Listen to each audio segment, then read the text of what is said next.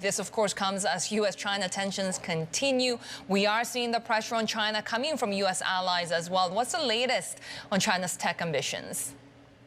Well, as we just heard, of course, in that report I just had, that the NPC starts this weekend. And, of course, many of the policies that are going to be adopted at the annual session of Parliament have pretty much already been agreed upon by the top leadership. What we're going to be looking at for the NPC is kind of signs of policy that have already been endorsed by the top leadership. And obviously, we can see and read the tea leaves and read the headlines and read those comments from the likes of Vice Premier Liu He that chips self-sufficiency and key technologies like AI and electric vehicles and the like are going to be top priorities, perhaps at the expense of the internet platform companies that have been under regulatory scrutiny. I'll get to that in just a second. But what's interesting is with Liu He, the vice premier, who is also featured in that story, essentially he's hit retirement age, so there's going to be some new blood coming in, like He Lifeng. But anyway, Liu He is a close confidant still of Xi Jinping,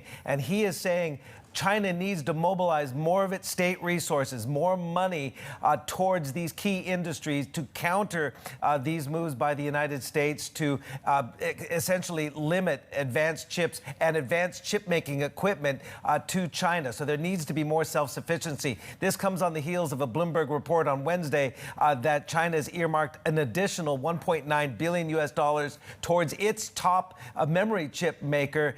That is a key concern, obviously, as well. So Xi Jinping is called again for self-sufficiency and self-reliance. So again, through the next 10 days or so at the National People's Congress, we'll be looking for more indications, more signs that this is going to be a priority. Now, we can look at the list of private enterprise participants in the what's called Lianghuis, the two meetings. It's not only the National People's Congress, but it's also the CPPCC, which is the advisory body to the National People's Congress. And every 5 years, they rejig the lineup of those business leaders who participate and come and lobby for their interests. In the past, it's been like Robin Li of Baidu, Pony Ma of Tencent. I think we have video of Pony Ma arriving at the Great Hall of the People in 2019. These individuals were key to helping adopt policy that shaped the platform economy.